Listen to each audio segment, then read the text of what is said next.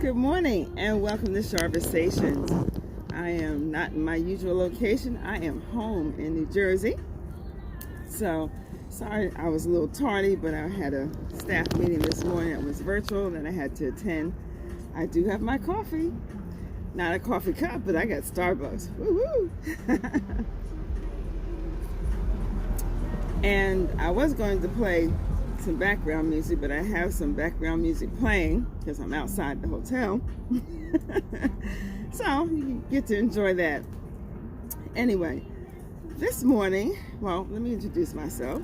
For those of you who don't know who I am Charlene Robinson, and I am a mental health therapist as well as a certified pastoral counselor, and I specialize in drug and substance abuse counseling as well. And this morning I am talking about our mental health and how to erase a stigma out of mental health. It's been such a stigma, especially in our communities. So today we're going to talk about this topic. We're going to talk about family, friends, and your support system. Okay. Hope you brought your coffee or whatever it is that you like to get started in the morning. I have mine. It's a treat to have Starbucks. You know how that is. Those of us coffee lovers, we don't care how much we got to pay for coffee. If it's good, we're going for it. All right, so let's just say this. Family is precious, and we don't get to choose them. We're born into them. But usually they're there for us, and they have our back. Our family is our family. We have the same blood running through the bloodline. And, there's just certain connections when you have family. So it was good to see family this weekend. And I'm going to see some more family later on today. Friends are the chosen ones that we handpick and who are near and dear to our hearts. Those are the people who we have selected to be in our corner. They also have our back. And, some of them are just tried true. They're with you thick and thin. You've been through stuff with them. They've been through stuff with you. It was real good to see Sandra this weekend. I miss my little sister. And to see my godchildren and their children, it was wonderful. And because I haven't seen them in oh my goodness, Quinn is 5 years old, so it had to be at least 5 years. So anyway, okay, why am I getting emotional? Okay, so, but our support system may or may not be in our family or friends. Sometimes when we need support, we look for certain things. Like, I know if I call Sandra, I can fuss, cuss, and say whatever I gotta say, and it's okay. And I have a couple other friends I can do that with as well. And then there are those friends who push us. The ones that motivate us, and they'll say, listen, you can do this, you got to get this going on, but sometimes it's rare that we find an all-in-one kind of friend. Let's talk about this one. Just like we have family and friends who are in the front seat of our life, some are in the balcony or in the nosebleed section, I should say, and they should stay there. Those are really not friends. I mean, they're acquaintances. You may have something in common with them. You might be in ministry together or church or something, but they're not necessarily in your corner. Well, you'll get what I mean as we go along. And then some are balcony people. There's a book, and I used to have a leather-bound copy of this book. It's called Balcony People. It's by Joyce Landorf Heathersby. I just ordered another one. And as Joyce says, balcony people are those cheerleaders, and they energize you with their affirmation. Those are the ones that you consider your support system. And then there are those who are in the basement.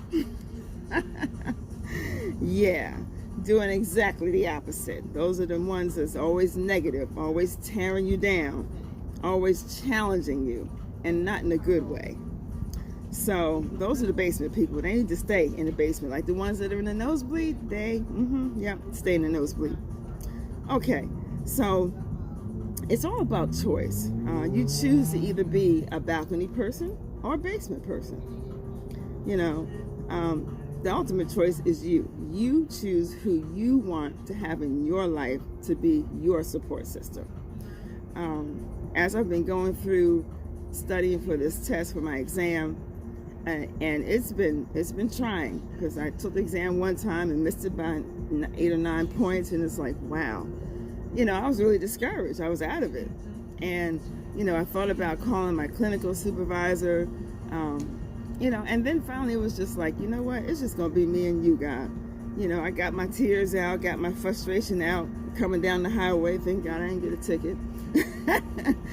But by the time I got home, I was good. I was like, okay, disappointed, yes, but I was still encouraged, you know, to press on. And I didn't necessarily talk to anybody until later.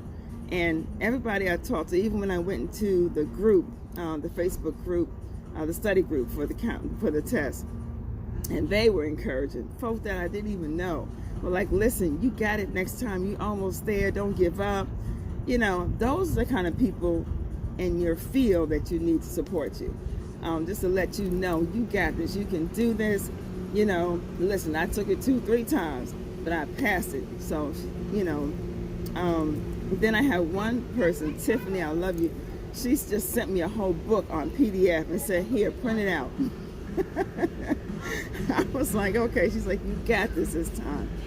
So you need those kind of support people that's in your field, that's, you know, fueling your dream. Okay. It's interesting that when I'm doing an assessment and I have to ask people, who's in your support system? And they look at me with this blank look like, no, no. And I'm like, okay, well, let me just dig a little deeper. Who you gonna call and tell that you're gonna have therapy? Like, when you hang out with me, who you gonna call? That's a support system, because you're not gonna tell everybody your business. Amen. All right. So there are a lot of people who are in the same boat and have no idea whether they have a support system or not. And that's not good. Not in this life. You need support. So let's talk about how we figure out who is in our support system. First, we can say this. Your greatest and most valuable support is to you is yourself. You. Nobody can believe in you more than you can. If you don't believe in yourself, I don't care how motivating the person is, they're not going to be able to motivate you either. So you are your most valuable asset. Because newsflash, right, like I said, if you don't believe in yourself, who else going to believe in you? Okay. Because a lot of times we're just, you know, all talk, no action. And sometimes our friends get tired of us hearing talk. It's like, well, why don't you put some action to it? That's what I used to say all the time. All right. So then there's been times in my life when I didn't feel supported. Not because I didn't have support. I just chose not to reach out because it was between me and the Lord. And that's fine.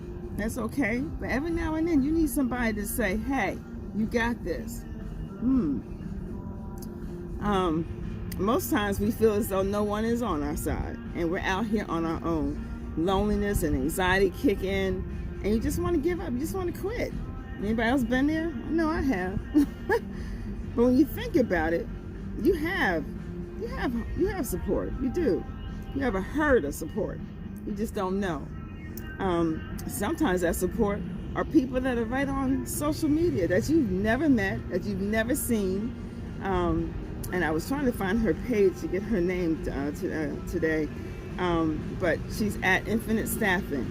And she was giving the free consults. And I said, look, this is what I want to do. Eventually I want to have my own practice. And she's like, why don't you start doing the talk like every Saturday? And I was like, on Facebook? She's like, yeah, Facebook, Instagram, some social media outlets. She's like, get your name out there, get your face out there. And then once you have established a following, when you open your business and your practice, you can shift them over there and then they'll know who you are to get the word out or whatever. And I was like, okay. I said, what are we going to call this talk? And at first I came up, well, Coffee Conversations with Charlene, hence the coffee. And she said, that's too long. And I don't know, we kept playing with it and finally came up with Charversations. look at that. So, how do we know who to call for what situation and when? You get at least, think about at least maybe 3 to 5 people of your balcony people, friends. Go ahead, think about that while I take a sip of this wonderful coffee. All right. Now listen, if you can't think of any, I got a solution for that too. But listen to this. For each person that you came up with, give them a name. Give them a characteristic. So, for example, KJ is my listening ear. And she's an objective thinker. Cynthia is an encourager. Michael, my husband, he'll give you the hard truth, okay? You have to know the roles of your support people in your life. For example, if you had to vent and be emotional or just vent, don't talk to Michael because he's going to give you a solution. He's going to give you the hard truth. But if you're just, talking, it's like, okay, maybe I need to talk to either KJ or Cynthia. You see how it works? It doesn't mean that some folk can't play different roles in your life. But this exercise is just for you to be able to identify who is who and who you should call for certain situations. Like if I need a prayer to go through, I'm going to call Shay. Shay, pray for me, girl. If I just need to vent and scream and cuss and whatever, holler, I got some other folk I can do that with. Okay? All right. So if you ever hear, you can't tell everybody your goals and your dreams. I know you've heard that because everybody is not for you. That's when you need to cut it off. Cut those folk off who constantly bring drama and constantly bring you down and constantly just cut them off. Just stop answering phone calls. Don't text. Don't answer the text. Just listen. They're basement people. And where do basement people stay? In the basement. And those of you that don't have anyone you can trust, there's the internet. There's social media out there. There's a group or something that's in your field that you can jump into, and they will be your support system for real, for real. When I didn't pass the test and I failed the test, I put in there how disappointed I was. Oh my goodness. People I've never met, never talked to, okay, connected with me. One said, listen, what study tools did you use? Maybe you need to change up. Why don't you try doing this? This is what worked for me. I mean, that's what I'm talking about, okay? You never know who the person is that has the key to your destiny. You just don't know. You could meet somebody, a stranger in the store, and they overhear a conversation. They're talking about your field, and it's like, hey, I got some resources for you. What? Here's my email. Bam. You just never know. You're one person away from your destiny. Even the agency that I'm working for, well, one of the few, she's been a support, and it's just I'm ready for more clients, but I got to pass this test, okay? It's coming up in July. It's going to be all good.